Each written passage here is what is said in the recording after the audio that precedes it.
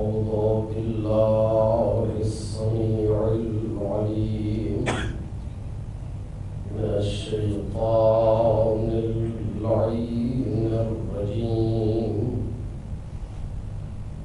بسم الله الرحمن الرحيم. الحمد لله الذي إليه مصائر الخلق وعواقب الأمر.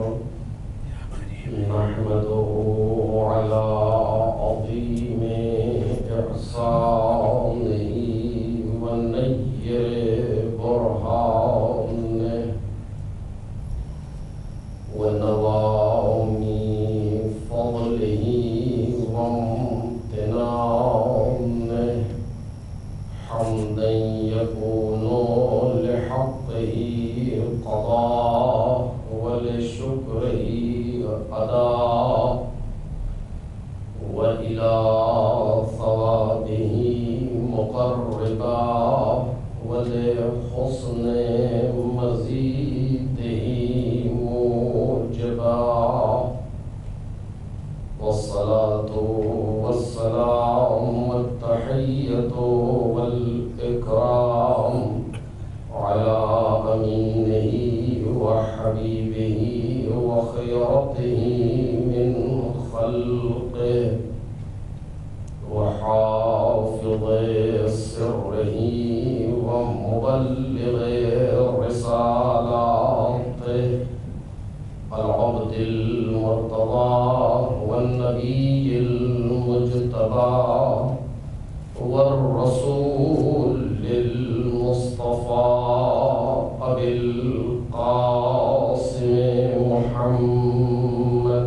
اللهم صل على محمد وآل محمد وآله الأطيبين الأطهرين الأكرمين المعصومين المظلومين الذين أذهب الله عنهم الرجس وطهرهم تطهيرا.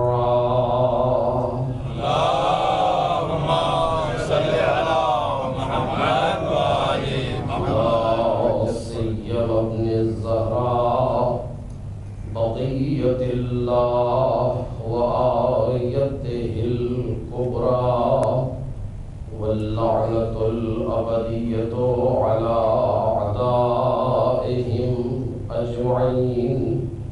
أما بعد، فقد قال الله الكريم في الذكر الحكيم: ولقد كرمنا بني آدم وحملناهم في البر والبحر ورزقناهم من الطيبات وفضلناهم على كثير ممن خلقنا تفضيلا. اللهم صل على محمد وآل محمد. بزرگان محترم اور برادران عزیز، سورہ مبارک بنی اسرائیل کی اس آیہ کریمہ کے ذیل میں ہماری گفتگو ہو رہی ہے، جس میں خالق کائنات کا یہ ارشاد ہے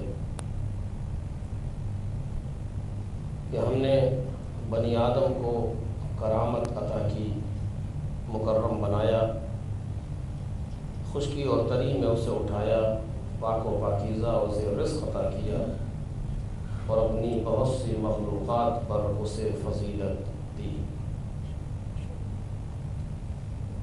اس سلسلے میں جو موضوع زیر بحث ہے وہ کرامت انسان ہے، اور ہم اس کے مقدماتی مراحل پر گفتگو کر رہے ہیں۔ کل کی گفتگو اس منزل پر ہو رہی تھی کہ پروردگار عالم نے اس ساری کائنات کو انسانوں کے لیے بنایا ہے۔ جو کچھ اس کائنات میں ہے اس کا مقصد فقط اور فقط انسان ہے۔ اس سے زیادہ خلقت کائنات کا کوئی مقصد نہیں ہے، اور انسان کو پروردگار عالم نے اپنے لیے خلق فرمایا ہے۔ یہ انسان کی کرامت ہے، یہ انسان کی بزرگی ہے، یہ انسان کی عزت ہے کہ اس نے اپنی تمام مخلوقات میں صرف انسان کو اپنے لیے خلق کیا، اور یہ کہا کہ خلقت الاشیاء لاجلک، میں نے ساری چیزوں کو تیرے لیے پیدا کیا ہے، وخلقتک لاجلی، اور تجھ کو اپنے لیے پیدا کیا ہے۔ یعنی ایک طرح سے ساری کائنات کا مقصد بھی خود پروردگار عالم ہے، لیکن بالواسطہ، اور انسان کی خلقت کا مقصد پروردگار عالم ہے بلا واسطہ۔ چونکہ یہ بحث ہے، اس کو ابھی چھیڑا نہیں جا سکتا، میں کل کی باقی ماندہ بحث کرنا چاہتا ہوں کہ یہ بحث فعل الہی کا مقصد، پروردگار کے کاموں کا مقصد سوائے پروردگار کے دوسرا ہو ہی نہیں سکتا۔ یہ ایک پوری بحث ہے علم کلام میں کہ جس طریقے سے پوری کائنات کا خالق ایک ہے، اسی طریقے سے جس کے لیے پوری کائنات بنی ہے وہ بھی ایک ہے۔ علمی لفظ میں اس طرح کہا جاتا ہے کہ اس پوری کائنات کے لیے ما سوی اللہ جو ہے اس سب کے لیے علت فاعلی پروردگار عالم ہے، اور اسی طریقے سے ما سوی اللہ کے لیے علت غائی پروردگار عالم ہے۔ وہ غایت، وہ مقصد جس کے لیے کائنات کو خلق کیا گیا ہے، وہ پروردگار عالم خود ہے، کیونکہ اس کے علاوہ کوئی مقصد بن ہی نہیں سکتا کائنات کی خلقت کا، اس لیے کہ جب کائنات خلق ہو رہی ہے اس وقت کوئی ہے ہی نہیں۔ آپ تصور کریں اس اول مخلوق کہ جہاں پر اس سے پہلے کوئی نہ ہو، جبکہ تصور یہ ذرا سا سخت ہے، لیکن بالآخر اگر یہ تصور کیا جائے کہ ایک ایسا وقت بھی نہیں کہا جا سکتا، ایک ایسا مرحلہ کہ جہاں کان اللہ ولم یکن معہ شیء، کہ پروردگار تھا اس کے ساتھ کوئی چیز نہیں تھی، کوئی شے اس کے ساتھ نہیں تھی۔ اگر اس مرحلے کا تصور کیا جائے اور ایسے موقع پر پروردگار عالم مخلوقات کو خلق کر رہا ہے، کنت کنزا مخفیا، میں ایک چھپا ہوا خزانہ تھا، فَأَحْبَبْتُ أَنْ أُعْرَفْ، میں نے یہ چاہا کہ میں پہچانا جاؤں، فَخَلَقْتُ الْخَلْقَ لِكَيْ أُعْرَفْ، تو میں نے ایک مخلوق کو پیدا کیا تاکہ میں پہچانا جاؤں۔ اس مخلوق کی خلقت کا سبب کون ہے؟ کائنات میں کوئی ہے ہی نہیں جو اس کی خلقت کا سبب بنے، یا وہ پروردگار ہے یا یہ خلق ہونے والی مخلوق ہے، مخلوق اول ہے، جو بھی ہے اس سے مجھے بحث نہیں ہے اس وقت، جو بھی ہے وہ مخلوق اول جو ہے، اس کی خلقت کا سبب کائنات میں کون ہو سکتا ہے؟ کہ کوئی ہے ہی نہیں جو خلقت کا سبب بنے، یعنی خلق کرنے والا بھی وہ خود ہے، اور جس کے لیے خلق کر رہا ہے وہ بھی خود ہے۔ ایک صلوات پڑھیں محمد اور آل محمد۔ اللہم صلی علی محمد و آل محمد، صلوات علی محمد و آل محمد، اللہم صلی علی محمد و آل محمد۔ خلق کرنے والا بھی خود پروردگار عالم ہے، یعنی علت فاعلی خود ہے، اور جس کے لیے خلق کر رہا ہے وہ بھی خود ہے، کیونکہ اور کوئی ہے ہی نہیں کائنات کے اندر جس کے لیے خلق کیا جائے، کچھ نہیں، سناٹا ہے پوری کائنات کا، کا اس میں خلق کیا، تو وہی مقصد ہے خود پروردگار عالم۔ باقی جتنی چیزیں بعد میں خلق ہوتی چلی جا رہی ہیں سب اسی طریقے سے منسوب ہوتی جا رہی ہیں پروردگار عالم کی جانب۔ یہ ایک مسئلہ تھا، لیکن توجہ کریں، ساری کائنات کی خلقت کا سبب وہ خود ہے، ساری کائنات کا خلق کرنے والا وہ خود ہے، بالواسطہ یا بلا واسطہ، دونوں جگہ یہ شک پائی جائے گی۔ کچھ چیزوں کو بلا واسطہ خلق کر رہا ہے، کچھ چیزوں کو بالواسطہ خلق کر رہا ہے۔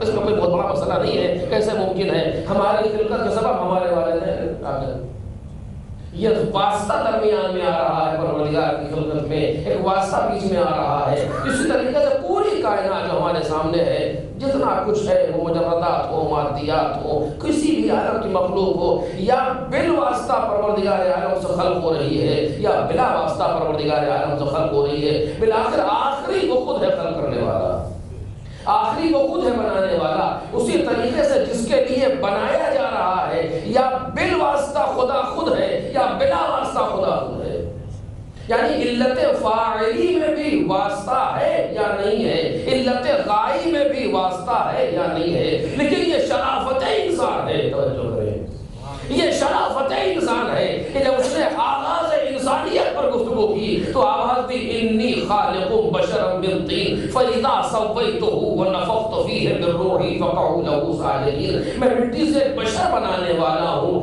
میں بنانے والا ہوں، جب اسے بنا لوں، اس میں روح ڈال دوں، اس پر گفتگو انشاءاللہ بعد میں کروں گا، جب اسے بنا لوں، اس میں روح ڈال دوں تو فقعوا لہ ساجدین، تم سارے کے سارے سجدے میں گر جانا، جبکہ سب جانتے ہیں کہ جناب آدم کے پیکر کو فرشتے بنا رہے تھے، جناب آدم کے خاکی پیکر کو فرشتے تعمیر کر رہے تھے، لیکن پروردگار عالم نے یہ نہیں کہا کہ فَإِذَا سَوَّيْنَا، جب ہم اسے بنا لیں۔ یہ بات میں جلدی سے یہاں پر کہوں، قرآن مجید میں پروردگار کی طرف دو طرح کی ضمیریں پلٹتی ہیں، یا واحد متکلم یا جب متکلم، متکلم مع الغیر، یا وہ میں کہتا ہے یا ہم کہتا ہے، اِنَّا نَحْنُ نَزَّلْنَا الذِّكْرَ وَإِنَّا لَهُ لَحَافِظُونَ، ہم ہیں ہم جس نے اس ذکر کو نازل کیا ہے اور ہم ہی اس کی حفاظت کرنے والے ہیں، صیغہ جمع استعمال ہو رہا ہے، اِنَّا نَحْنُ نُحْيِي الْمَوْتَى، ہم ہیں ہم جو مردوں کو زندہ کرتے ہیں، صیغہ جمع استعمال ہو رہا ہے، کہیں واحد میں گفتگو کرتا ہے میں کہتا ہے بلا شرکت غیرے، اور کبھی جمع میں گفتگو کرتا ہے ہم کہتا ہے با شرکت غیرے۔ علماء نے بیان کیا کہ جہاں لفظ ہم پروردگار عالم کہہ رہا ہو، وہاں مراد ہوتا ہے میں اور میرا لشکر۔ اِنَّا نَحْنُ نَزَّلْنَا الذِّكْرَ، ہم ہیں جس نے اس ذکر کو نازل کیا ہے، خود جناب پروردگار لے کر کے نیچے نہیں آیا قرآن مجید کو، جناب جبرائیل لے کر کے آ رہے ہیں، درمیان میں واسطے موجود ہیں، لوح محفوظ موجود ہے، جناب جبرائیل موجود ہے، پیغمبر کی ذات تک پہنچا ہے، پھر ہم تک آیا ہے قرآن مجید، یہ نزول قرآن جو ہمارے سامنے موجود ہے، لیکن کہتا ہم نے نازل کیا ہے، نسبت اپنی طرف دے رہا ہے، لیکن شرکت غیر کی شرکت کے ساتھ نسبت دے رہا ہے، میں اور میرا لشکر، ہم اس کی حفاظت کرنے والے ہیں۔ پروردگار عالم آسمان سے نازل ہو کر کے، اگر آسمان پر ہو، نازل ہو کر کے زمین پر آ کر کے حفاظت نہیں کرے گا، بلکہ اس کے لوگ ہیں محافظین قرآن جو یہاں حفاظت کر رہے ہیں، لیکن نسبت وہ اپنی طرف دیتا ہے، میں اور میرا لشکر۔ لیکن بعض ایسے مقامات ہیں کہ جہاں پر لشکر موجود ہے مگر نسبت نہیں دے رہا، توجہ فرمائے جہاں پر نسبت لشکر موجود ہے مگر نسبت نہیں دے رہا، یہ نہیں کہہ رہا انی خالق بشر من طین فاذا سوینا ونفخنا فیہ روح، نہیں، جب میں ہم اسے بنا لے اور ہم اس میں روح ڈال دے، نہیں، جب میں اسے بنا لوں۔ پروردگار عالم پیکر آدم کو تو فرشتے تعمیر کر رہے ہیں، تو نے صیغہ جمع کیوں نہیں استعمال کیا؟ عجب نہیں آواز ہے۔ میں اسی جگہ بتانا چاہتا ہوں کہ خلقت آدم کا مرحلہ ہے، کرامت ادا کرنا چاہتا ہوں، عزت دینا چاہتا ہوں، بزرگی دینا چاہتا ہوں، نسبت اس کی اپنی طرف دے رہا ہوں بغیر شرکت کے کسی کے۔ ایک صلوات پڑھ دے محمد اور آل محمد۔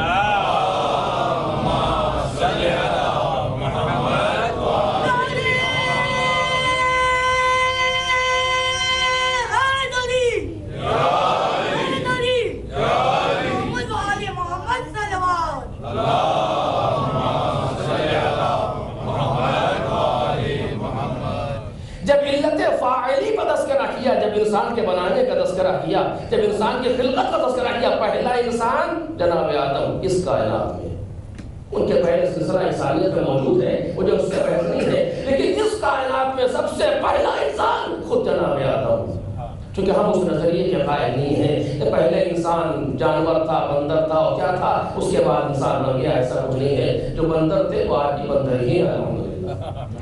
انسان جو سب سے پہلا انسان کائنات میں آیا ہے وہ خود جناب آدم ہے، جو اس کائنات میں تشریف لا رہے ہیں۔ کیا کہا؟ ہم نے نہیں، میں بنا لوں۔ فرشتے بنا رہے ہیں لیکن نسبت اپنی طرف دے رہا ہے۔ جب علت فاعلی کا تذکرہ ہوا تو پھر نسبت اپنی جانب دی، جب علت غائی کا تذکرہ ہوا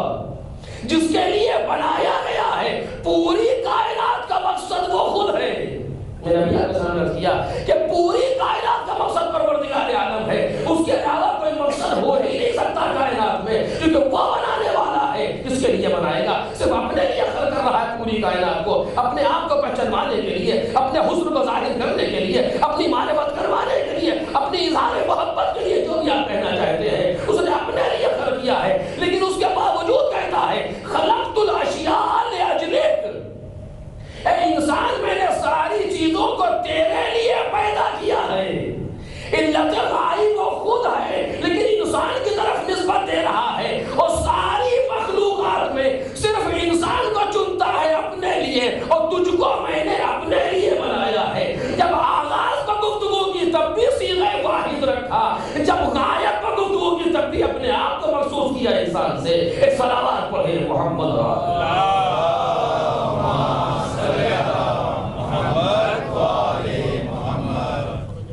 یہ کرامت انسان ہے، یہ بزرگی انسان ہے، یہ عزت انسان ہے کہ پروردگار عالم نے دونوں مرحلوں پر انسان کو اپنی جانب نسبت دی ہے۔ اور میں اس جگہ پہنچنا چاہتا ہوں جہاں سے میں نے کلمہ آپ کو چھوڑا تھا۔ عزیزو، اتنا عظیم انسان، اتنا باکرامت انسان، اتنا بزرگ انسان، اتنا صاحب عزت انسان کہ پروردگار عالم ساری کائنات میں کسی چیز کے لیے یہ نہیں کہتا کہ میں نے اسے اپنے لیے بنایا ہے، نہیں، صرف انسان کے لیے کہتا ہے کہ میں نے اس کو اپنے لیے خلق کیا۔ کتنی عظیم چیز ہوگی، آپ کو نا بہت سی چیزیں لے کر کے آتے ہیں، لباس یہ فلاں کے لیے ہے، یہ فلاں کے لیے ہے، یہ فلاں کہ یہ میں نے اپنے لیے لیا ہے، جس کو مخصوص کیا جا رہا ہو اپنے لیے کون انسان؟ جب یہ چیز ہے جس کے معنی ہے کہ پھر انسان کچھ ہے۔ میں انشاءاللہ ایسے برس کروں گا آگے بڑھ کر کہ انسان کچھ ہے، جتنا ہم انسان کو سمجھ رہے ہیں انسان اتنا ہی نہیں، یعنی ہم نے اپنے آپ کو جتنا سمجھا ہے ہم اتنے نہیں، اس سے کہیں زیادہ ہماری عظمت ہونی چاہیے۔ میں نے پروردگار عالم بلا وجہ تو نہیں کہہ رہا کہ ہم نے اسے اپنے لیے بنایا ہے۔ اب اسی پر گفتگو بار بار ٹھہر جاتی ہے، وہ کون سی چیز ہے جس کی بنیاد پر انسان اتنا عظیم ہے؟ انشاءاللہ پڑھ کر گفتگو کروں گا وہ کون سی چیز ہے جس کی وجہ سے پروردگار عالم نے انسان کے سر پر تاج کرامت کو رکھا۔ کیا چیز ہے وہ بلا کر؟ کچھ بھی ہے، لیکن ہے انسان کی فضیلت۔ ابھی صرف اس پر گفتگو کر رہے ہیں کہ فرق ہے دوسری مخلوقات میں اور انسان میں۔ اگر فرق نہ ہوتا تو گفتگو اس طریقے سے نہ ہوتی۔ لقد کرمنا بنی آدم، اور جب کرمنا کہا تو پھر صیغہ جب استعمال کیا، یعنی میں اور میرا لشکر۔ اس پر گفتگو کروں گا انشاءاللہ۔ میں اور میرا لشکر یہ سارے کے سارے انسان کو عظمت دے رہے ہیں، انسان کو بزرگی عطا کر رہے ہیں، انسان کو عزت عطا کر رہے ہیں۔ اس کائنات کے اندر میں اور میرا لشکر اس کائنات میں ہے، سب انسان کو مکرم جانتے ہیں۔ اس انسان کے لیے بس یہاں سے گفتگو جہاں چھوڑی تھی، اس انسان کے لیے پروردگار عالم نے اسے منزل کمال تک لے جانے کے لیے، توجہ چاہتا ہوں، منزل کمال تک لے جانے کے لیے، چونکہ انسان اس کائنات میں محدود نہیں ہے، یہ کائنات فنا ہو جانے والی ہے، انسان باقی رہنے والا ہے۔ کائنات کی یہ کل من علیہا فان، جو بھی زمین پر ہے سب کو فنا ہو جانا ہے، فنا یعنی نابود ہو جانا ہے، اور انسان کے لیے کہتا خلقتم للبقاء لا للفنا، تم کو بقا کے لیے پیدا کیا گیا ہے، فنا ہونے کے لیے نہیں پیدا کیا گیا۔ کائنات کی ساری چیزیں فنا ہو جانے والی ہیں، لیکن جو زمین پر ہے یہ سب کا فنا ہو جانا ہے، لیکن انسان سے کہتا ہے مجھے باقی رہنا ہے۔ تو فنا ہونے کے لیے نہیں پیدا کیا گیا۔ اب اگر اسی پر رک جائیں تو گفتگو کے لیے یہ کافی ہے مرحلہ کہ تو فنا ہونے کے لیے نہیں پیدا کیا گیا، تو باقی رہنے کے لیے پیدا کیا گیا۔ صرف ایک لفظ یہاں پر کہہ دوں اور پھر بات آگے بڑھ جائے، وہ گفتگو یہاں پر زیادہ کرنا چاہے انسان، تو فنا ہونے کے لیے نہیں پیدا کیا گیا، تو باقی رہنے کے لیے پیدا کیا گیا۔ ایک کل من علیہا فان، جو زمین پر ہے سب کو فنا ہونا ہے، قرآن کہہ رہا ہے۔ حدیث قدسی کہتی ہے کہ تم باقی رہنے کے لیے پیدا کیے گئے ہو، فنا ہونے کے لیے نہیں۔ خود دونوں کو ملائیے گا تو نتیجہ خود بخود سامنے آ جائے گا، انسان میں نے تجھے زمین کے لیے نہیں بنایا۔ ایک صلوات پڑھیں محمد اور آل محمد۔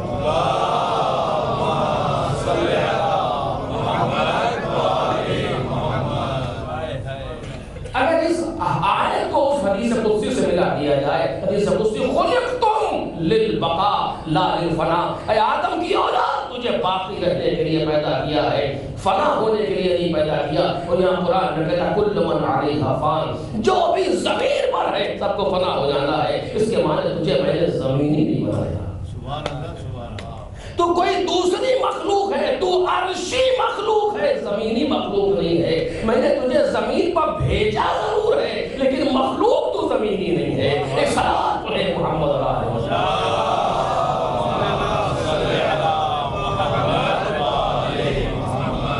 میں نے عرض کیا اگر اسی جگہ پر ٹھہر جایا جائے تو بہت کچھ ہے بیان کرنے کے لیے اور فکر کرنے کے لیے، لیکن مجھے آگے بڑھنے بس بحث میں نے چھوڑی تھی۔ انسان کے لیے پروردگار عالم نے ساری کائنات جو سجائی ہے وہ انسان کے لیے سجائی، توجہ چاہتا ہوں، جبکہ اسے کوئی فائدہ نہیں پہنچنے والا ہے اس کائنات سے نہ انسان سے۔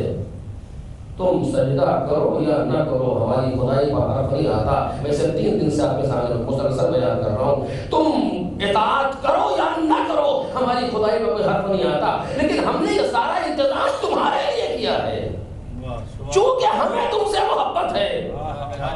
تم جاہل ہو ہم عالم ہیں، تم بے خبر ہو ہم باخبر ہیں، ہم بتا رہے ہیں کہ راستہ حق کیا ہے، ہم بتا رہے ہیں کہ راستہ باطل کیا ہے۔ ورنہ یہ نہ سمجھ بیٹھنا کہ ہمیں تمہاری کوئی ضرورت ہی نہیں، ہمیں الحمدللہ آپ کی کوئی ضرورت نہیں ہے، آپ آئیں یا تشریف لائیں یا نہ لائیں۔ پروردگار عالم کہہ رہا ہے تو ہماری بارگاہ میں سجدہ ریز ہو یا نہ ہو اس سے ہماری خدائی کا کوئی حرف نہیں آتا۔ ہم نے جسے میں خود خلاصہ کر رہا ہوں 2-3 دن کا، میں خود اور جس کو میں نے بنایا ہے اس کی شان یہ ہے کہ وہاں بندوں کا کوئی نقش نہیں ہے، بندوں کا کوئی رول نہیں ہے، وہ مانے یا نہ مانے اس سے اثر نہیں پڑتا۔ ہم نے منوایا اس لیے ہے کہ تم سے محبت ہے، ورنہ ہمارا کوئی فائدہ اس میں ہونے والا نہیں ہے۔ آؤ گے تمہارا فائدہ ہوگا، نہیں آؤ گے تمہارا نقصان ہوگا۔ ہم صرف چونکہ تم سے محبت رکھتے ہیں لہذا بیان کر رہے ہیں کہ آ جاؤ میری طرف تاکہ تمہارا فائدہ ہو جائے، آ جاؤ ہماری طرف تاکہ تمہارا وجود نورانی ہو جائے، ورنہ ہمیں تمہاری کوئی ضرورت نہیں ہے۔ بس جلدی جلدی عزیزو، اسی لیے جتنے عہدہائے الہی ہیں یہ سب ایسوں کی ذکر، جتنے عہدہائے الہی ہیں کسی میں انسانوں کی دخالت ہے ہی نہیں، بے شک کسی عہدے میں انسانوں کی دخالت نہیں ہے۔ کوئی نہ نبی بنا سکتا ہے نہ کسی سے نبوت چھین سکتا ہے، کوئی نہ کسی کو رسول بنا سکتا ہے نہ کسی سے رسالت چھین سکتا ہے، کوئی نہ کسی کو امام بنا سکتا ہے نہ کسی سے امامت چھین سکتا ہے، وہ ممکن ہی نہیں ہے کائنات کے اندر۔ میں نے آپ کو عرض کیا تھا جناب موسیٰ جیسا پیغمبر اپنے لیے اپنا وزیر نہیں بنا سکتا بلکہ مجبور ہے کہ پروردگار عالم بنائے۔ خود پیغمبر بھی اپنے وسیع اور اپنے جانشین کو بحکم پروردگار بنا رہے ہیں، اور حکم بھی ایسا ہے یا ایھا الرسول بلغ، اے رسول پہنچا دو جو تم پر نازل کیا گیا۔ اس کے معنی کیا ہے؟ حکم ولایت علی ابن ابی طالب پہلے سے ہے لیکن پیغمبر اعلان نہیں کر سکتے اپنی مرضی سے، بلکہ منتظر ہیں کہ وہ کہے تو ہم اعلان کریں۔ ایسا نہیں ہے کہ غدیر میں آیت آئی ہے کہ آج سے علی ولی ہے، ایسا نہیں ہے۔ غدیر میں آیت آئی ہے کہ جو ولی علی پہلے سے ہیں اس کو آج بیان کرو، کیونکہ یا ایھا الرسول بلغ ما انزل، وہ پہنچا دو جو نازل کیا جا چکا۔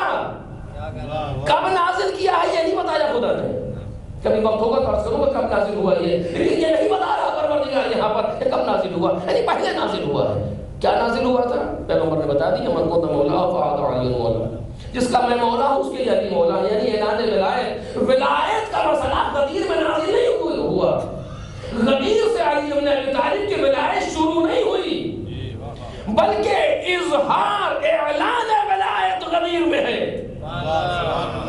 جس طریقے سے لوگوں کی تکبیر کہنے سے خدا بزرگ نہیں ہوا، اعلان کبریائی یہاں سے ہو رہا ہے، اعلان کبریائی ہے۔ جناب ابراہیم کے کعبہ پاک کرنے سے کعبہ پاک نہیں ہوا، وہ تھا پہلے سے، مگر اعلان طہارت اس دن سے ہو رہا ہے۔ اسی طریقے سے غدیر سے علی کی ولایت کا سلسلہ شروع نہیں ہوا ہے، وہ پہلے سے مولا ہے، بلکہ اظہار ولایت اور اعلان ولایت غدیر سے ہو رہا ہے۔ پیغمبر جانتے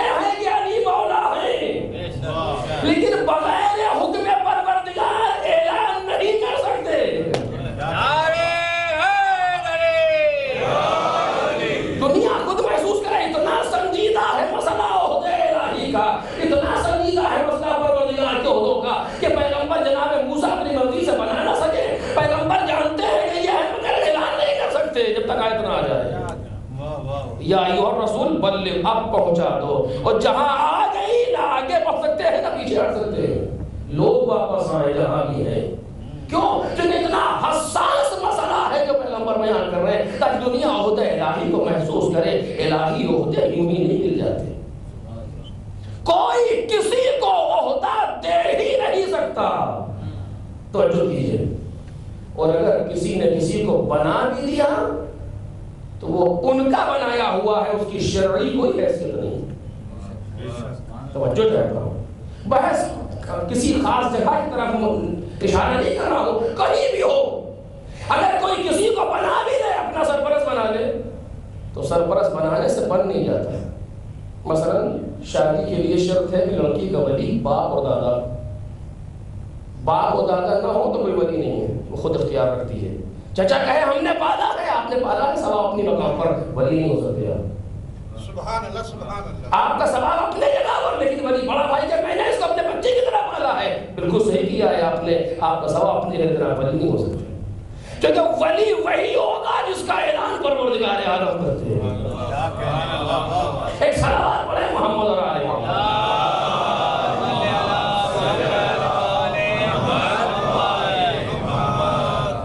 جس کا اعلان وہ کر رہا ہے وہی سرپرست ہو سکتا ہے، اپنے بنانے سے وہ نہیں ہو سکتا کسی کے لیے.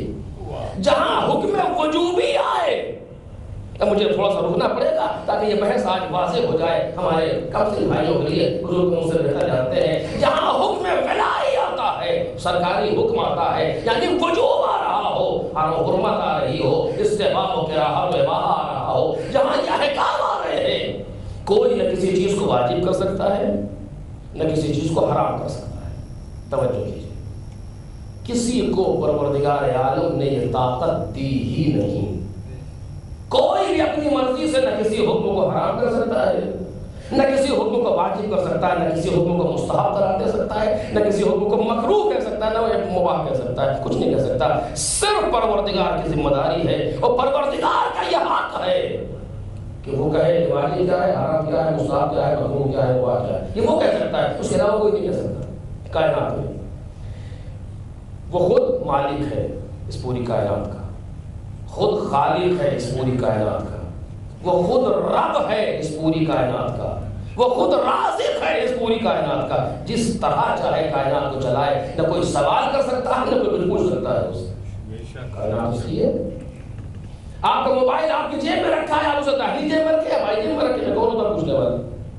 موبائل میرا، جیب میری، آپ سے کیا مطلب؟ خود کائنات اس کی، پروردگار تم سے کیا مطلب؟ یہ بات اگر اپنے لیے سمجھ میں آتی جو معمولی سب سے عالی 2 دن کے لیے، تو جو پروردگار خود خالق ہے اس کائنات کا، جو چاہے کرے، اس سے نہ کوئی سوال کر سکتا ہے نہ کوئی اس پر اعتراض کر سکتا ہے. اس نے جو جس طرح چاہا، جس کو جہاں چاہا خلق کیا، کوئی کچھ کہنے والا نہیں ہے. اس نے جب چاہا تورات کو بھیجا، جب چاہا انجیل کو بھیجا، جب چاہا زبور کو بھیجا، جب چاہا قرآن کو بھیجا. تم کون ہوتے ہو کہنے والے کیا کریں؟ یہ اور بات ہے، اس کا کام مصلحت آمیز ہے. ایک سوال ہے محمد اور آل محمد.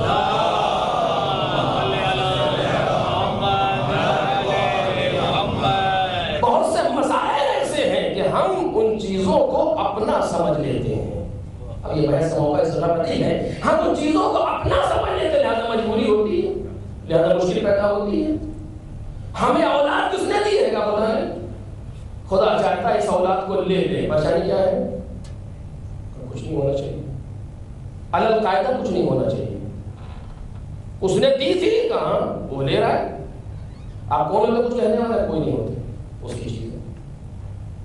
اس نے دولت دی تھی کہاں دی تھی، وہ لے رہا ہے. پریشان کیوں ہے آپ؟ اس کی چیز ہے، واپس لے رہا ہے. آپ کیا مطلب؟ یہ وہ مقام ہے جہاں تک پہنچنے میں بہت کچھ کرنا ہوتا ہے، اور جس کے لیے مولا کائنات نہج البلاغہ میں کہتے ہیں کہ نزلت انفسهم بالبلاء کالذی نزلت فی الرخاء. متقی وہ ہے جس کی ایک صفت یہ ہے، خطبہ ہما خطبہ المتقین کی بات ہے. متقی وہ ہے جس کی ایک صفت یہ ہے کہ جیسا مشکلات میں رہتا ہے ویسے ہی خوشحالی میں رہتا ہے. بیلنس لائف اس کی، نہ ادھر پریشان ہوتا ہے نہ ادھر زیادہ خوش ہوتا ہے. اس کی نہیں ادھر دے دیا نہیں دیا. اور ایسا نہیں ہے کہ ائمہ کی صفت ہے اور انبیاء کی صفت ہے. جی نہیں. ہمارے استاد نے ہم سے واقعہ نقل کیا. ان کے گاؤں میں، ایران کا واقعہ ہے، ان کے گاؤں میں ایک شخص تھا جس کے باغ تھے، باغات، اور اس باغ سے فصل سے اس کا پورے سال کا خرچ چلتا تھا۔ ایک سال باغ میں فصل خراب ہو گئی، نہیں آئے پھل اس کے، نہیں آئے ایک سال۔ اس کے بعد اب جو تھا اس کے پاس پہلے سے پہلے بجٹ، اس سے اس نے سال گزارا پورا کہ اگلے سال امید پر کہ اگلے سال فصل آئے گی، ٹھیک ہو جائے گا، پھر نہیں آئے دوسرا سال۔ اب ذرا مشکلات کا سامنا کرنا پڑا کہ اب جو تھا اس کا ختم ہونے لگا کرنے۔ 3 سال مسلسل فصل نہیں آئی۔ جب تیسرے سال فصل نہیں آئی تو نوبت یہ گھر کا سامان اس نے بیچنا شروع کیا، جو گھر میں تھا سامان، قالین، اس طرح کی چیزیں، کہ اس سے اب پیٹ بھر سکے اپنا بچوں کا۔ ہم استاد کہتے ہیں کہ میں گیا اس کے پاس، میں نے کوئی نام تھا، اس کا نام لے کر پکارا، بیٹھا تھا باہر اپنے گھر پر، میں نے کہا اس سال فصل نہیں آئی، یعنی بڑی احساس سے ہمدردی کرنے کے لیے ہم نے کہا کہ اس سال کی فصل نہیں آئی۔ اس نے پوری متانت، توجہ میرے عزیزو، اس نے پوری متانت، پورے اطمینان سے کہا کہ اس کی ملک ہے، وہ دے یا نہ دے۔ 10 سال حوض علمیہ میں پڑھنا قربان ہو جائے اس ایک حساسیت پر، اس ایک جملے پر، جہاں انسان تو نام مطمئن ہو اپنے پروردگار کے سامنے، اس کے ملک ہے، چاہے دے چاہے نہ دے۔ ایک صلوات پڑھے محمد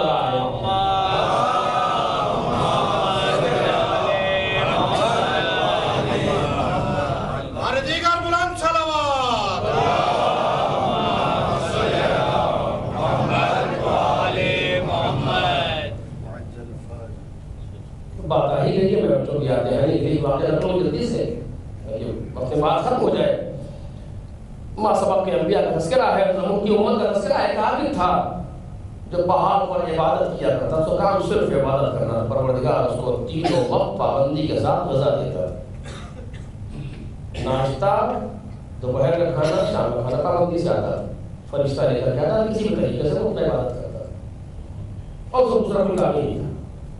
یعنی ما سبق کے انبیاء میں کسی امت کا تذکرہ، کسی امت کا واقعہ ہے۔ ایک دن ناشتہ غائب ہو گیا، اس نے نماز پڑھ کے دیکھا کہ آج کچھ خبر نہیں ہے، ہوگا دوپہر کا کھانا بھی غائب، پریشانی بڑھی کہ بھول گیا آنے والا، کیا ہوا، ادھر ادھر جھانکا، نظر نہیں آیا، شام کا کھانا بھی غائب۔ ہوتے ہوتے 2 یا 3 دن مسلسل یہ نوبت آئی، تو اترا پہاڑ سے، چلا گاؤں کی طرف، دیکھا تو کون دے گا، کیا کرے گا، ایک جگہ پر کہ جو دشمن خدا تھا، جو منکر خدا تھا، اس کے گھر میں دھواں، اس کے گھر سے دھواں بلند ہو رہا تھا، اس کے دروازے پہ گیا، وہ جا کر دروازہ کھٹکایا، اس نے روٹیاں مانگی اس سے کہ میں بھوکا ہوں، مجھے کچھ دے دو۔ اس نے 3 روٹیاں تقریباً دیں اس کو، لے کر کے چلا ہے، کتا پیچھے لگ گیا، اس نے بھونکنا شروع کیا، اس نے اس کے اوپر حملہ کرنا شروع کیا، روٹی دے دی، کھائی۔ کچھ دیر کے بعد پھر اس نے پیچھا کیا اس کا، جلدی سے کھا کر کے، پھر اس نے دوسری روٹی دے دی، اور پھر اس نے دوبارہ اس کو بھی کھانے کے بعد پھر اس کا پیچھا کیا، تو تیسری روٹی دے کے نا بڑے بے غیرت ہوتے، کم از کم ایک تو چھوڑ دیتے ہیں ہمارے لیے۔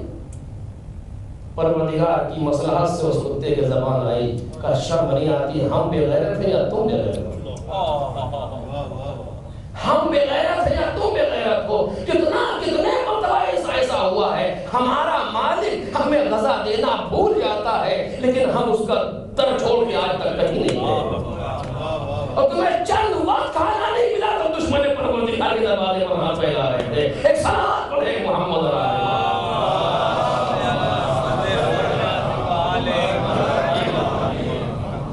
امتحانات کے مراحل میں آخر درس کر رہا تھا کہ پروردگار کی مل ہے، وہ چاہتا ہے اس طرح چاہتا ہے رکھے، یہ سارے عہدہ الہی پروردگار عالمی ہے، وہ چاہتا ہے اتنا حرام ہے اتنا حلال ہے، کسی کو حق نہیں ہے کسی چیز کو حرام کرے یا حلال کرے، صرف پروردگار کر سکتا ہے۔ کیوں؟ چونکہ کائنات اس کی ہے، دین اس کا ہے، شریعت اس کی ہے، سب اس کا وہ کر سکتا ہے، یا وہ جسے حق دے، اصلی حق اس کا ہے، اس کے علاوہ کوئی اس کے مقابلے میں حق نہیں رکھتا، یا وہ جس کو حق دے وہ یہ کام کر سکتا ہے۔ اس نے کسے حق دیا، اب زیادہ پرانی اور ماضی کے بحث میں نہیں آ رہا ہوں، اپنے حال سے شروع کر رہا ہوں، اس نے کسے حق دیا، پیغمبر کو حق دیا، کیا کہا کہ ما آتاکم الرسول فخذوہ، یہی سے بحث کی چلی تھی میری، ما آتاکم الرسول فخذوہ وما نہاکم عنہ فانتہوا، جو پیغمبر تمہیں دے اسے لے لو۔ اب پیغمبر کے دینے سے واجب کہا تو واجب ہو جائے گا، کیوں؟ چونکہ خدا نے کہا جو دے وہ لے لو. پیغمبر کہتے ہیں یہ واجب ہے تو واجب ہے. کیوں کہہ رہے ہیں کیوں واجب ہے؟ پیغمبر کے کہنے سے الگ سے واجب نہیں ہو رہا ہے, اس لیے واجب ہو رہا ہے کہ خدا نے کہا ہے ان کی بات مانو. اطیعوا اللہ و اطیعوا الرسول, اس پروردگار عالم نے کہا ہے کہ ان کی بات مانو, لہذا واجب ہو رہا ہے. اب کیا ہوا؟ پیغمبر نے کہا جو پروردگار عالم نے قرآن مجید میں کہا اطیعوا اللہ و اطیعوا الرسول. میں ترتیب سے چلنا چاہتا ہوں, جلدی جلدی توجہ کیجیے گا. اطیعوا اللہ و اطیعوا الرسول, اللہ کی اطاعت کرو. کیوں؟ اس لیے کہ تمہارا مالک ہے, تمہارا رازق ہے, تمہارا خالق ہے, سب کچھ ہے کائنات کا وہ. واطیعوا الرسول, اور رسول کی اطاعت کرو. کیوں؟ اس لیے پروردگار کہہ رہا ہے وَأُولِي الْأَمْرِ مِنْكُمْ, اور اولی الامر کی اطاعت کرو تمہارے یہاں. کیسے اطاعت کریں؟ اطاعت کا طریقہ بتایا. مَا آتَاكُمُ الرَّسُولُ, اطیعوا اللہ و اطیعوا الرسول, رسول کی اطاعت کرو. اطاعت کیسے کرو؟ خود ہی کہتا ہے مَا آتَاكُمُ الرَّسُولُ, جو رسول تمہیں دے وہ لے لو, اور جس چیز سے رسول تمہیں روکے اس سے رک جاؤ. جو دیا جائے گا وہ یا واجب ہوگا یا مستحب ہوگا, جس چیز سے روکا جائے گا یا وہ حرام ہوگا یا وہ مکروہ ہوگا, درمیان جو چیز اس کو مباح کہتے ہیں. اب آخر جو نبی تمہیں دے, جو رسول تمہیں دے اسے لے لو. پیغمبر نے دیا, کیا دیا آپ کو معلوم ہے؟ کبھی دکھا کے دیا, کبھی سنا کے دیا. میں نے کل کہا آپ کے سامنے جس طرح ہی پیغمبر نے دیا, چاہے وہ غلیظ میں دیا ہو یا آئے تطہیر کے نتیجے میں دیا ہو یا آئے مودت کے نتیجے میں, جو جس طرح بھی پیغمبر نے دیا انسان کو لینا ہے. پیغمبر دے رہے, کیوں دے رہے؟ پروردگار نے کہا ہے اگر ہم نے پیغمبر کا دیا نہیں لیا تو کیا کیا؟ میں توجہ چاہتا ہوں. اگر ہم نے پیغمبر کے دیے کو نہیں لیا تو کیا ہوا؟ پیغمبر کی مخالفت نہیں ہوئی. اگر غور سے دیکھا جائے تو اللہ کی مخالفت ہے, کیونکہ اللہ نے کہا تھا جو یہ دے وہ لے لو, اور نبی دے رہے ہم نہیں لے رہے. کیا ہوا؟ اللہ کی بات تسلیم نہیں ہو رہی. کبھی وقت ملے گا تو میں اس کو تفصیل صاحب کے سامنے کروں گا توحید کا مسئلہ کتنا خطرناک ہے اس جگہ پر. لیکن بہرحال اللہ کی مخالفت ہو رہی ہے. پیغمبر نے کسی چیز سے روکا, ہم نہیں رکے. مخالفت کس کی ہے؟ کہ پیغمبر کی جو مخالفت ہے وہ تو ہے ہی خدا کی مخالفت ہے. کیونکہ خدا نے کہا تھا رک جانا, ہم نہیں رکے. پیغمبر نے کس کو دیا؟ پیغمبر نے علی بن ابی طالب کو دیا, پیغمبر نے امام حسن کو دیا, پیغمبر نے جناب سیدہ کو دیا, پیغمبر نے امام حسین کو دیا, آخر پیغمبر نے امام زمان کر دیا. یہ میرے بعد 12 جانشین ہیں ہمارے تمہارے لیے. کون دے رہا ہے؟ پیغمبر دے رہا ہے. روایات سے ثابت آپ کے ساتھ موجود ہے, اہل سنت کہنے موجود ہے, شیعہ کہنے موجود ہے. یہ روایت کہ میرے بعد میرے 12 خلیفہ ہوں گے, سارے کے سارے قریش کے ہوں گے. سب ہر جگہ روایت موجود ہے, یہ نام کے ساتھ موجود ہے, بغیر نام کے موجود ہے. میں نے عرض کیا تھا کہ پروردگار عالم نے پہلے نام سے تذکرہ کیا, بعد میں اسماء کو ہٹا کر کے کردار سے تذکرہ کیا. اطیعوا اللہ نام کے ساتھ, اطیعوا الرسول نام کے ساتھ, نام سے مراد یہ عہدے کے ساتھ تذکرہ ہو. اس کے بعد جب پیغمبر وہ اولی الامر میں جو تمہیں صاحبان امر ہیں, انما ولیکم اللہ ورسولہ والذین آمنوا الذین یقیمون الصلاۃ ویؤتون الزکاۃ وهم راکعون. اللہ تمہارا ولی ہے, رسول تمہارا ولی ہے, اور وہ صاحبان ایمان ولی ہے جو نمازوں کو قائم کرتے ہیں اور حالت رکوع میں زکات دیتے ہیں. اب صفت بیان ہو رہی ہے, نام سامنے نہیں آ رہا. پیغمبر نے اپنے بعد 12 جانشین دیے ہیں, ایک کے بعد ایک ہے. مولا کائنات سے لے کر کے حضرت حجت تک 12 جانشین. غلام صاحب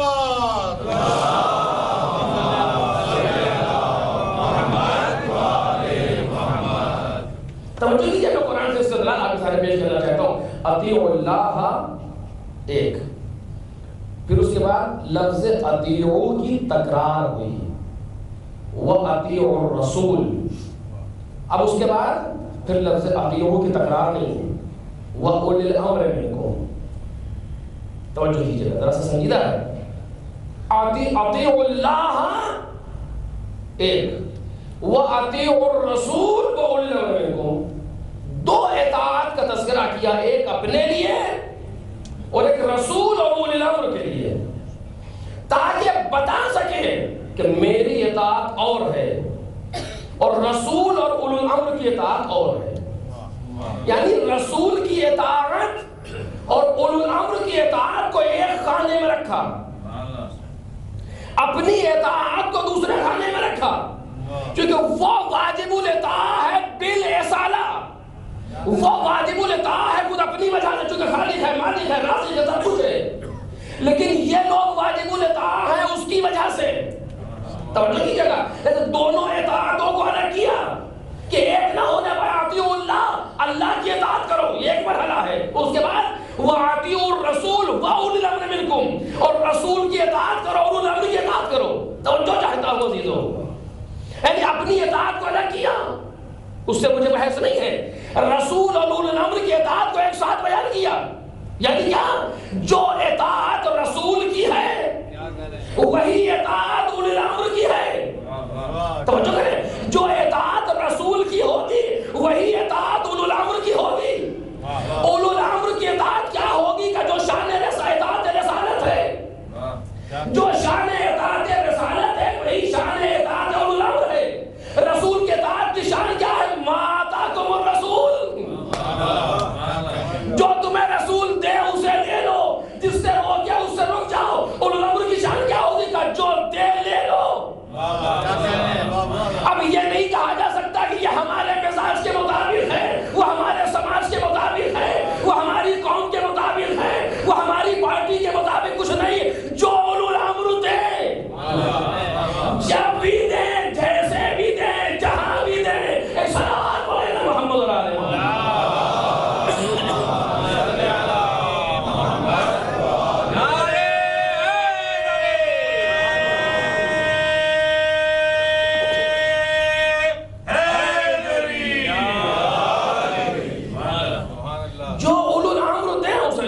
شان اطاعت وہی ہے، چونکہ اطاعت رسول اور اطاعت اولی الامر ایک ساتھ بیان ہوئی ہے. اطاعت پروردگار کو الگ بیان کیا، اطیعوا اللہ، پھر اس کے بعد لفظ اطیعوا کو تکرار کیا، واطیعوا الرسول واولی الامر منکم.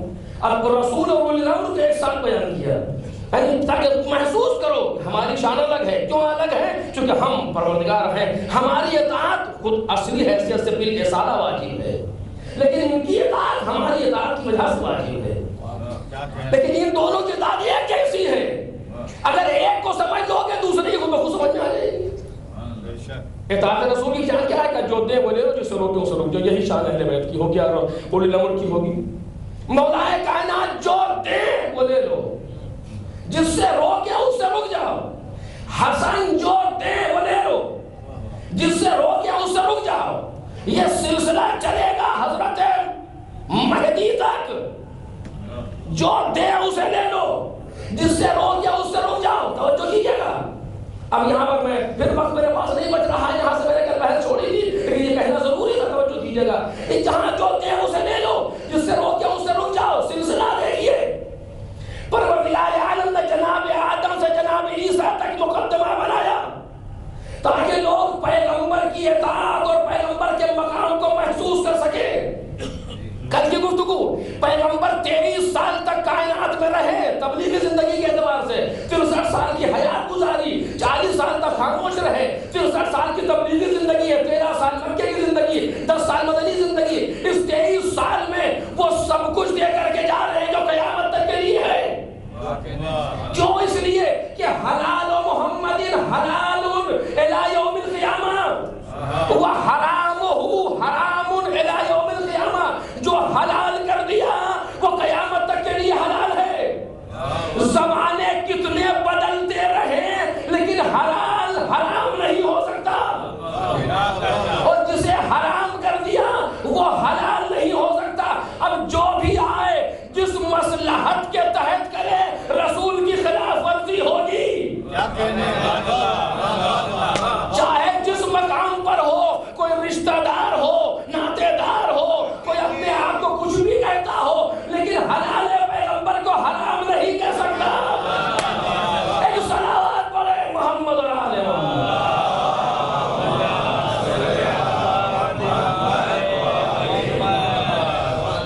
فرق نہیں پڑتا میں ہوں آپ کو کوئی ہو، حلال پیغمبر حلال ہے الی یوم القیامہ.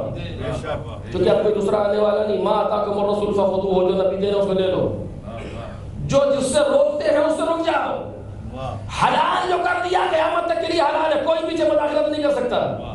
جو حرام کر دیا وہ قیامت تک کے لیے حرام ہے، کوئی مداخلت نہیں کر سکتا. یہ ممکن ہے کہ حلال کو وقت کے بدلنے سے کچھ دن کے لیے انجام نہ دیا جائے، دوسری چیز ہے. لیکن کوئی یہ نہیں کہہ سکتا کہ یہ دو چیزیں پیغمبر کے زمانے میں حلال تھی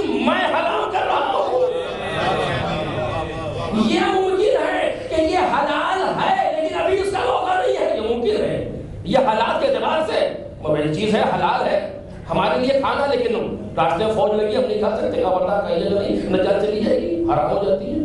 انسان کے لیے ٹھنڈی چیزیں کھانا حلال ہے، لیکن اگر 106 ڈگری بخار کا مریض ہے کھانا حرام ہو جائے گا، وہ دوسری چیز ہے۔ لیکن یہ ساری کنڈیشن پیغمبر نے بتائی ہے، لیکن بلا وجہ کوئی یہ کہے کہ پیغمبر کے زمانے میں یہ حلال تھا میں حرام کر رہا ہوں، ہو آر یو، آپ کی شخصیت کیا ہے؟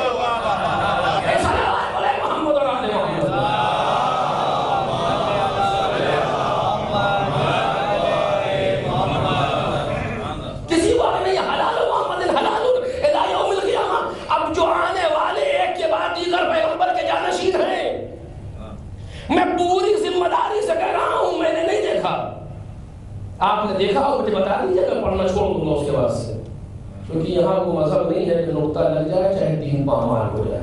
ایک صلوات پڑھیں محمد اور آل محمد۔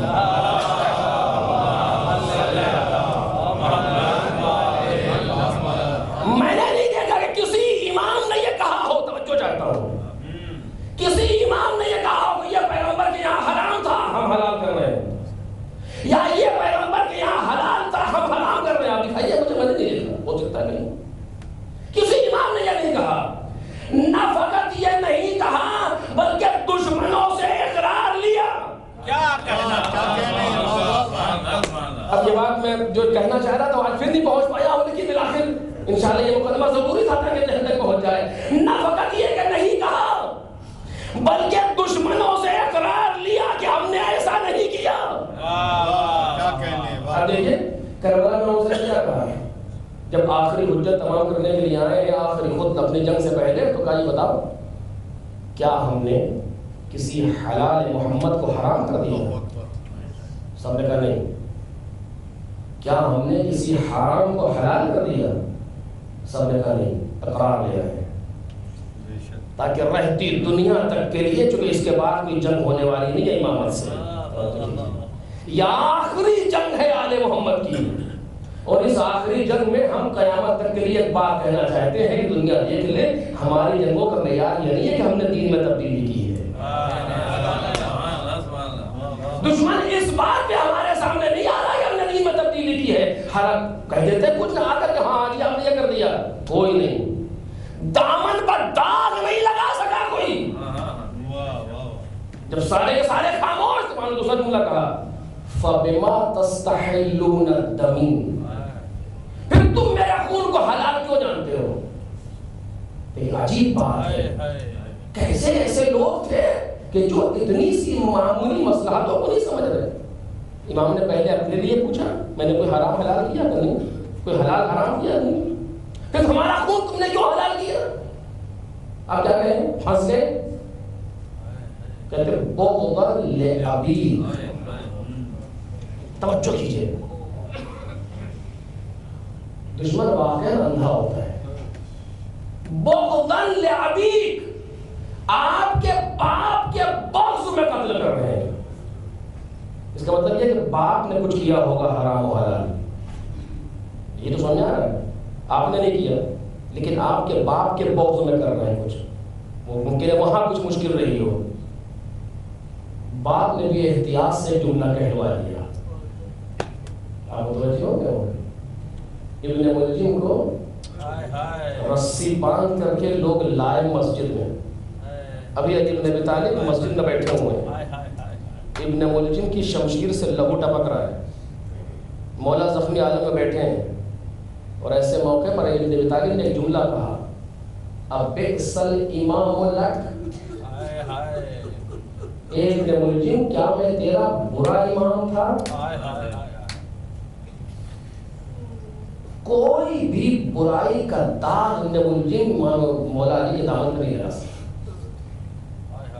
مجھے کہنا چاہیے تھا، میں نے اس لیے قتل کیا کہ آپ نے یہ بدعت ایجاد کی مسئلہ میں، میں نے اس لیے شمشیر ماری کہ آپ نے پیغمبر کے دین میں یہ چیز بدل دی، میں نے انسان اپنے دفاع میں کہتا ہے کچھ نہ کچھ، جھوٹ ہی بولے کم از کم، لیکن نہیں کہنا کہ میں نے اس لیے آپ کو قتل کیا ہے کہ آپ نے فلاں حرام کر دیا یا فلاں حلال کر دیا یا فلاں دین نے فلاں تبدیلی پیدا کر دیا یا بدعت، کچھ نہیں کہہ رہا، بلکہ ایسا جاہل بھی نہیں ہے ابن ملجم، پڑھا لکھا انسان ابن ملجم، جواب میں کیا کرتا ہے قرآن مجید کی آیت کا ایک فقرہ پڑھتا ہے، اس لیے کہ پڑھا لکھا ہے قرآن مجید کی آیت کا ایک فقرہ پڑھتا ہے. کیا قرآن مجید کی آیت ہے؟ افتنقذ من فی النار، اے علی کیا آپ اسے نجات دیں گے جو جہنم میں ہے؟ یہ اپنے ملک میں بولا ہے. جو اس نے مولا کے جواب میں قرآن کی آیت پڑھی ہے، آیت کا ٹکڑا پڑھا اس نے. مولا نے کہا آپ کیسا ایمان ہوگا؟ کیا میں تیرا برا ایمان تھا؟ کسی بھی برائی کا اطاعت نہیں کر سکا. کیا آپ اسے نجات دیں گے جو آتش میں ہے، جو آگ میں ہے؟ یعنی ابن ملجم خود بتا رہا ہے کہ میں علی کے سر پر شمشیر تو مار سکتا ہوں، کردار علی پر کوئی داغ نہیں لگا سکتا. اور یہ مولا نے جملہ پوچھ کے قیامت تک کے لیے لکھوا دیا تاریخ میں، تاکہ تاریخ لکھنے والے ہی سے لکھے اور معلوم ہو کہ میں قتل جو کیا جا رہا ہوں دین میں کسی تبدیلی کی وجہ سے نہیں ہے. مجھے قتل کرنے والا میری عدالت پر گواہ ہے. حسین ابن علی نے کربلا کے میدان میں پوچھا کہ آخری جنگ میں یہ جملہ ثبت ہو جائے کہ مجھے قتل کرنے والے میری عدالت پر گواہ رہے. نہ کسی امام نے حرام کو حلال کیا، نہ حلال کو حرام کیا. جس نے بھی کہا یہی کہا. جب بھی کوئی مسئلہ سامنے آیا رسول خدا نے یہ فرمایا تھا، رسول خدا نے یہ فرمایا تھا. ایک صلوات پڑھ دیے محمد اور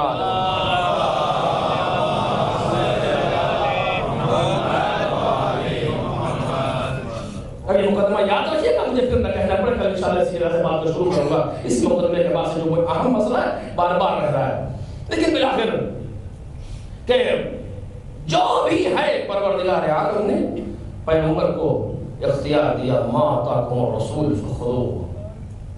اور جو اطاعت پیغمبر کی شان ہے وہی اطاعت ائمہ طاہرین کی شان ہے. جو یہ دیں اسے لے لو، جس سے یہ روکیں اس سے درمیان میں کچھ بیچ میں آتا ہی نہیں. شخص آیا کہا کہ تم مجھے واجب الاطاعت مانتے ہو؟ کہا جی مولا مانتا ہوں. کس حد تک مانتے ہو؟ کہ یہ سامنے جو آپ کے سیب رکھا ہے اگر آپ اس کو 2 حصوں میں تقسیم کریں اور یہ کہیں کہ آدھا حرام ہے آدھا حلال، ہمیں کوئی شک نہیں ہوگا. اس حد تک واجب الاطاعت امام کے لیے کہ جہاں پر مسئلہ امامت کا آ جائے وہاں کسی سوچنے کی سمجھنے کی گنجائش باقی نہیں رہتی. سوچنا سمجھنا اعتراض کے اعتبار سے نہیں، سمجھنے کے لیے فہم کے لیے ہر انسان کو اختیار حاصل ہے. لیکن جو انہوں نے کہہ دیا وہ واجب ہے، اس میں کوئی ذرا برابر بھی کمی نہیں آتی. اس کے بعد مولانا اس سے میں نے یہ مقدمہ بنایا، انشاءاللہ کل آپ کے سامنے عرض کروں گا. اس سے میں بات روک رہا ہوں کہ جو امام کہہ دے وہ حرف آخر ہے. کیونکہ امام وہ ہوتا ہے جو پوری کائنات جس کی اطاعت کرتی ہے. صرف انسان کو پروردگار عالم نے اختیار دیا ہے کہ اطاعت کرے یا نہ کرے، لیکن پوری کائنات میں کسی مخلوق کو یہ اختیار نہیں ہے کہ امام کی اطاعت نہ کرے. جو جہاں ہے مطیع ہے امام کا. کوئی ذرہ کائنات کا ایسا نہیں ہے جو اطاعت امام کے دائرے سے پرے ہو. سوال نہیں کرا اور اسے بیان کا موقع نہیں کرا. مسئلہ ہے جہاں جو بھی ہے حتی ملائکہ سب اطاعت امام پر مامور ہے، اس کے آگے پیچھے نہیں کر سکتے. یہ پروردگار کا منشور ہے. وَبِيُمْنِهِ رُزِقَ الْوَرَىٰ وَبِوُجُودِهِ ثَبَتَتِ الْأَرْضُ وَالسَّمَاءُ. کہ ان کے وجود سے زمین اور آسمان قائم ہے. یہ قائم تشریحی نہیں ہے، تکوینی ہے. مامور بے اطاعت امام ہے. یہ لوگ کربلا میں امام حسین علیہ السلام نے کہا میرے ساتھ یہ فوج والوں کو ذرا خاموش کر دے، میں کچھ کہنا چاہتا ہوں. اس نے کہا خاموش ہو جاؤ. لوگ شادیاں بجا رہے تھے، باجی بجائے جا رہے تھے، شور ہو رہا تھا. اس نے اعلان کرے سارا مہمان خاموش ہو گیا.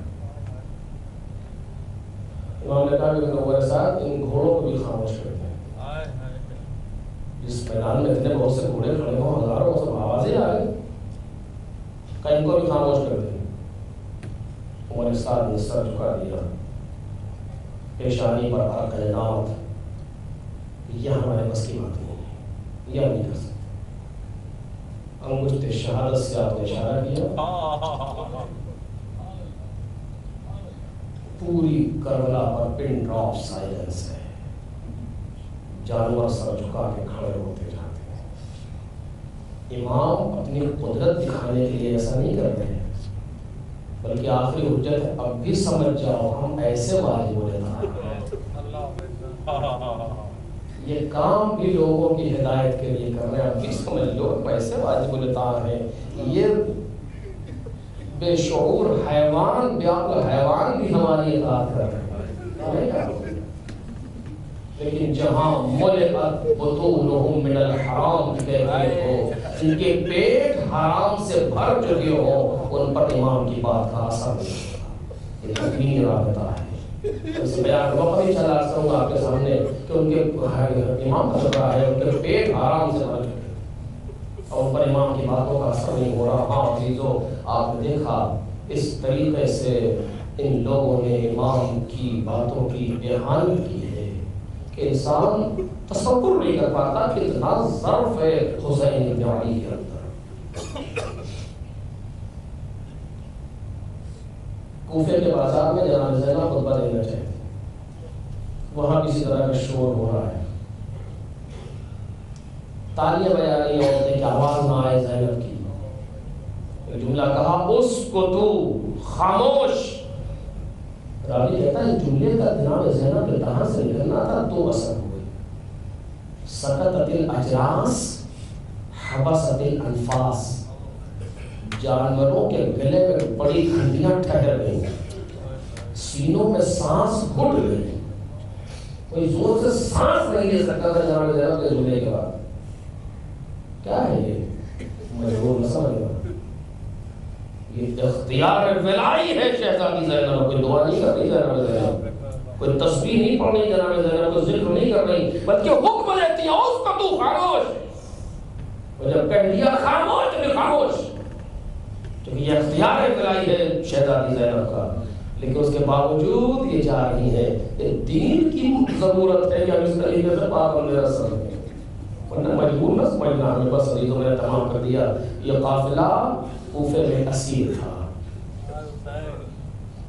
اس کے بعد ابن زیاد نے دیکھا کہ کچھ دن یہ اور کوفے میں رہیں گے تو کوفہ وہاں سے نکل جائے گا، کیونکہ تقریروں کا اثر ہے، خطبوں کا اثر ہے، لوگ جاگ رہے ہیں، بیدار ہو رہے ہیں۔ یزید کے بعد لوگ لگا یہاں ان کو وہاں سے کوفے سے شام بھیج دو۔ شام کی طرف قافلہ چلا، کوفے سے باہر گئے، لیکن جب رات ہوئی تو لوگوں نے احساس کیا ایسا نہ ہو کوفے والے حملہ کر کے چھین لے لوگوں کو ہم سے، کسی محفوظ جگہ پر رہنا چاہیے۔ کیا دیکھا؟ دور کچھ روشنی نظر آ رہی ہے، روشنی کے سہارے گئے، ایک راہب کا دیر ہے۔ میں مختلف کے جملے آپ کے سامنے پڑھ رہا ہوں، خطابت نہیں ہے۔ راہب کا دیر تھا، دخل الباب کیا، بوڑھا راہب باہر آیا۔ کیا ہے؟ کہا ابن زیاد کے فوجی ہیں، سپاہی ہیں، ایک شخص نے خروج کیا تھا یزید کے خلاف،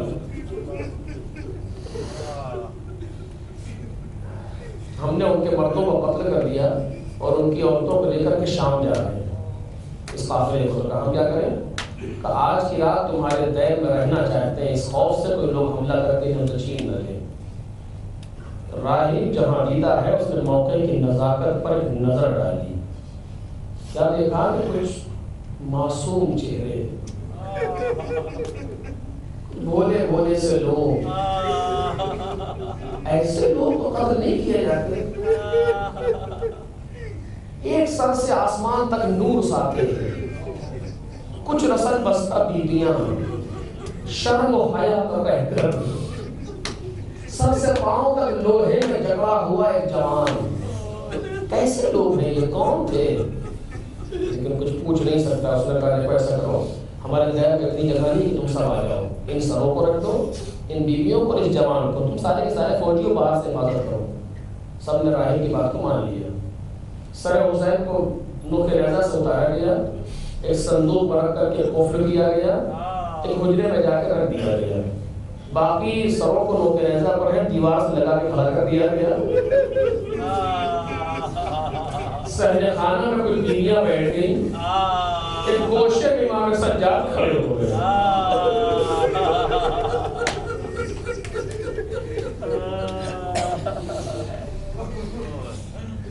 راہب جا کے اپنے بستر پر لیٹ گیا۔ دو باتیں راہب کو پریشان کر رہی ہیں، جب سے یہ لوگ آئے ہیں دیر میں عجب سے خوشبو ہے، سے نورانیت ہے پورے ذہن میں. کون لوگ ہیں یہ, کہاں ہیں, کس سے پوچھے, بیویوں سے کیا پوچھے, جوانی اس قابل نہیں ہے مجھ سے کچھ پوچھے گا. لیٹا سوچ رہا تھا, آنکھ لگ گئی. جملے پڑھ رہا ہوں اس کیا سامنے, آنکھ لگ گئی. کہتا میں نے خواب میں دیکھا آسمان سے اماری اتر رہی ہے اور اسی حجرے کی طرف آ رہی ہے جس حجرے میں سر رکھا ہوا ہے. میں غور سے دیکھتا رہا یہ کیا ماجرا ہے, کون ہے لوگ. ایسا لگا جیسے کچھ بیویاں بیٹھی ہیں اس کے اوپر. جب ہماری قریب آئی تو رونے کی آواز آئی اور ایک آواز آئی کہ راہب آنکھوں کو بند کر لے, پیغمبر کی بیٹی ہے.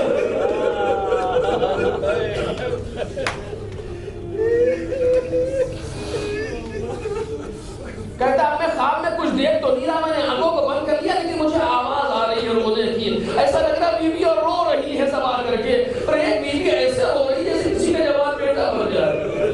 کہتے یا قتیل الام, یا مظلوم الام, یا شہید الام, اے ماں کے مظلوم بیٹے, اپنی ماں کے مقتول بیٹے. گھبرا کے آنکھ کھلی رہی تھی. اپنے شاگردوں کو جگایا, 70 شاگرد راہب نے جگایا, سب کو اٹھایا, لے کر کے آیا اس حجرے میں جہاں سر حسین رکھا ہوا تھا. تالے کو توڑا, صندوق کو کھولا, سر کو باہر نکالا, لکھا ہے گلاب کے پانی سے سر کو دھویا. جب چہرے سے خون کو صاف کیا اور غور سے دیکھا تو کچھ چہرہ پہچانا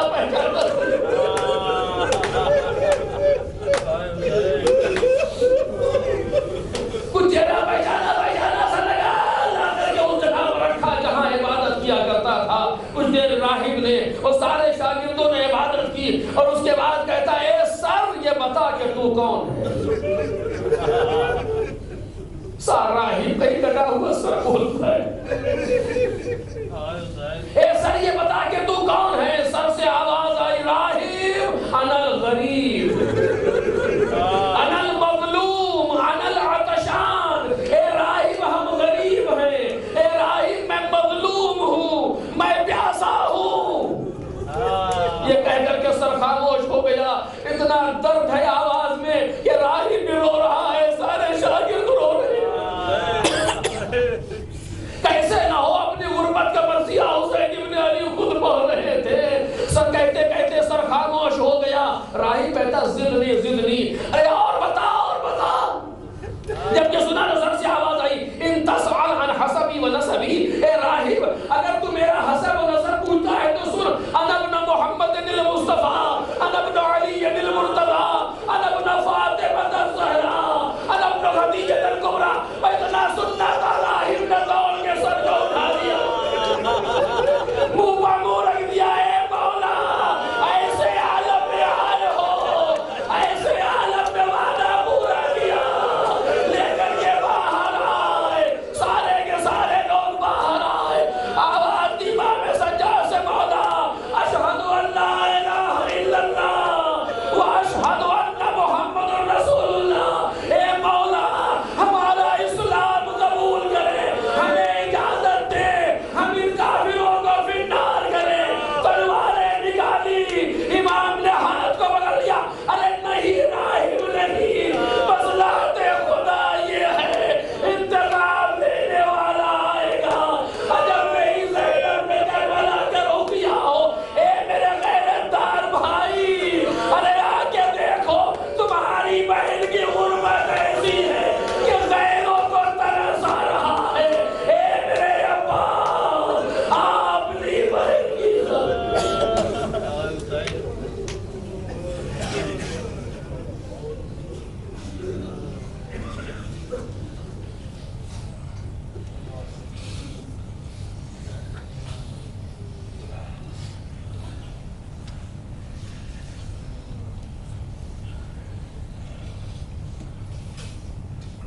سيعلم الذين ظلموا أي منقلب ينقلبون.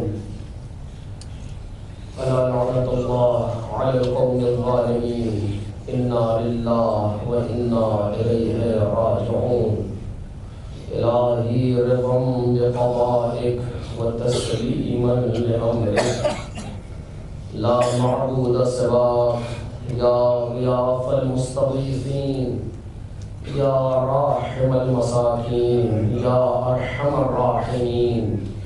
یا الہ العاصین بحق الزہرا وابیہا وبعلہا وبنیہا والسر المستودع فیہا، پروردگار امام زمانہ کے ظہور میں تعجیل فرما، پروردگار ہم سب کو بزرگوار کے لیے سبب عزت و زینت قرار فرما، پروردگار ہم سب کو معرفت محمد و آل محمد سے سرفراز فرما، شفاعت محمد و آل محمد سے بہرمند فرما، دنیا اور آخرت میں ایک لمحے کے لیے بھی محمد و آل محمد سے جدا نہ فرما، پروردگار ہم سب کو روز حشر محمد و آل محمد کے غلاموں کے ساتھ محشور فرما، پروردگار بحق محمد و آل محمد ہمارے گناہوں کو معاف فرما، ہماری خطاؤں سے درگزر فرما، دنیا اور آخرت میں ہمارے عیوب کی پردہ پوشی فرما، مریضوں کو شفا عطا فرما، جن مریض کے لیے التماس سے دعا کا ہے پروردگار ان کو شفا کامل و عاجل مرحمت فرما، پروردگار تمام مریضان منظورین کو شفا کامل و عاجل مرحمت فرما، پروردگار مرحومین کی مغفرت فرما، مقروضین کا قرض ادا فرما، حاجت مندوں کی حاجت روا فرما، پروردگار اپنے اولادوں کا اولاد صالح مرحمت فرما، بے روزگاروں کو روزگار بابرکت نصیب فرما، پرچم اسلام کو سربلند فرما، پرچم کفر و نفاق و شرک کو سرنگوں فرما، مقامات مقدسہ کی حفاظت فرما، مراجع کرام کے سائے کو ہم سب کے سروں پر دوام فرما، پروردگار جہاں جہاں بھی محمد اور آل محمد کے چاہنے والے سب کے دین و ناموس جان و مال عزت و آبرو کی حفاظت فرما، دشمنان محمد اور آل محمد اگر قابل ہدایت نہیں ہے تو جس لباس میں بھی ہیں رسوائی و ذلت کے ساتھ نیست و نابود فرما، پروردگار زائران حسین ابن علی کی حفاظت فرما، اس قلیل ذکر کو اپنی بارگاہ میں قبول فرما، ربنا تقبل منا انکا انت السمیع العلیم۔ حضرات ایک مرتبہ سورہ الحمد اور 3 بار سورہ اخلاص کی تلاوت فرما کر خصوصاً میرے ابا حسین ابن فخر اللہ حسین اور غلام علی ابن ضامن علی اور بالعموم تمام مومن و مومنات دنیا سے گزر گئے ہوں اور آل محمد کے چاہنے والے ان کی روحوں کو احسان فرما۔